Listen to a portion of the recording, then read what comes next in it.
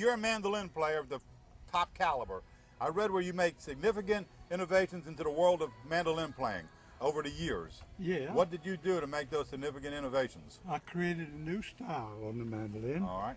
And Bill Monroe told me, when I used to copy him, he's the father of bluegrass music, he said, Frank, what you got to do, he said, you can do my style good as me. What you got to do is get your own style. Yes, sir. And after he said that, I wrote about 200 mandolin tunes, and I quit doing his style, although I do sometimes let people hear some genuine bluegrass. What's in between your style and Monroe's style? Well, I do all these harmonies, and Bill does all this pretty harmonies too, but he does it a different way I do. Okay. He uses a different technique with the right hand. Then I also use his technique in mine too, where I do all these harmonies on the mandolin. Because Bill plays a lot of stuff on the single notes. That's what I used to do all the time, but now I play on the single and the double, because he told me to get my own style. It's his fault. Well, he's one of the best there was out there in the day. And I still listen to him. I like his playing, I always did. Who influenced you the most as a mandolin player, Bill? Bill and Jesse McReynolds. Yeah, well, he's right up there now. Yeah, in fact, I did a workshop with Jesse a few years ago, and it was about 200 people there, and he asked me how to do something. He said, Frank, how do you do what you do on that mandolin show? I said, man, first of all, it's such an honor you to ask me, because you and Bill Monroe the one that inspired me when I was learning to play. Who's your most, you do workshops. Yeah. Who's your most famous student? Boy, I have so many of them. Who went on to become who became famous a mandolin player? The one that became famous and rich now, he don't visit with me too much anymore. He's afraid a lot about the sheriff's, David Grisman. David Grisman. Yeah, and let's see, I'm trying to remember others. But when you get to be 74, you don't remember God bless you, man, 74. Look when I get to be his age, yeah. and he's only about 40, right? He's 82. And you too. Only be 82. How y'all doing? In fact, David Grisman said you split the bluegrass mandolin atom. Yeah, I don't know what do you mean by that statement? That means when Bill told me to get my own style. Okay. And I created the new style. Yeah. David copies me to a T. Does he? Yeah, he can play. That's an honor. That's an honor to be copied. For him, yeah. Okay. God didn't give that one a thought. Yeah. You're a songwriter. How do you go about writing songs for the mandolin? How's that happen? Well, I just sit down and I say, I play every day. I don't do it because I try to get better, because I have to, because I enjoy doing it. Yeah. In fact, I relax playing the mandolin. Then I sit down, I said, well, I've wrote a lot of songs, I better try to write another. And I sat down and get it in my head, and I write it. I usually memorize it or put it on tape so I don't forget it, because when you get to be my age, you tend to forget sometimes. Absolutely.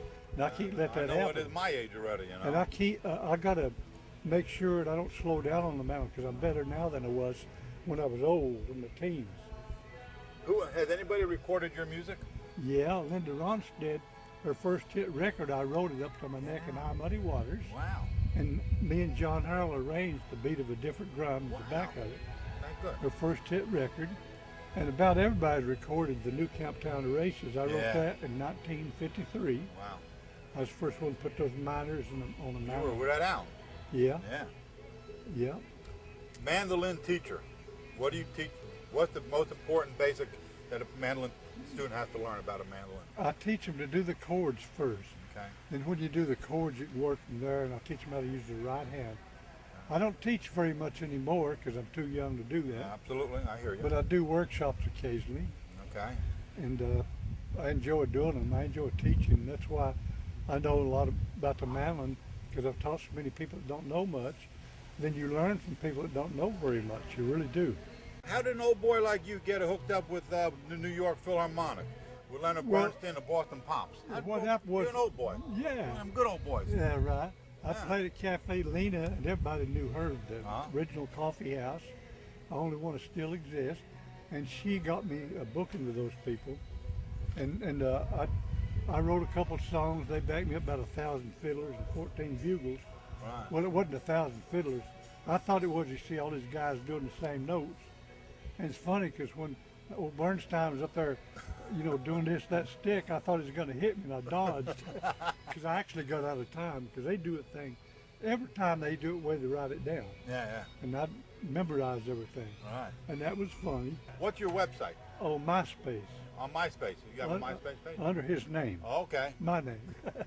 Oh, and Marshall Frank? has cards if you want to come up Okay, with I'll that. do that. All right. And I'd like to thank me for interviewing you, Herb. I like this guy. That's it. You're doing a great job interviewing me. And Who did you collaborate with over the years as far as music is concerned? Not really anybody. I just did everything on my own. Okay. And I played a lot with, Monroe and people. Right. And Mac Reynolds and Osborne Brothers. We used to play together in Dayton, Ohio when I was about 17. Bob Osborne was about 19. We played next door to each other in those clubs up there. What were the kitchen tapes? Oh, that's just me and Red Allen. Yeah. Them were really good tape, just the mandolin and the guitar. Uh-huh. We're recording your kitchen, I read. No, it was my kitchen. Your kitchen. Yeah. Okay, there you go. Yeah. Yeah, I heard they were good things. They're nasty. You How hear about the kids go, Bluegrass Mandolin Extravaganza? Grammy nominated oh, yeah. in 1999. Yeah. How about that? I wrote 4 songs on that. Okay. Yeah, and I did too. I think we're going to wrap this up, Leo.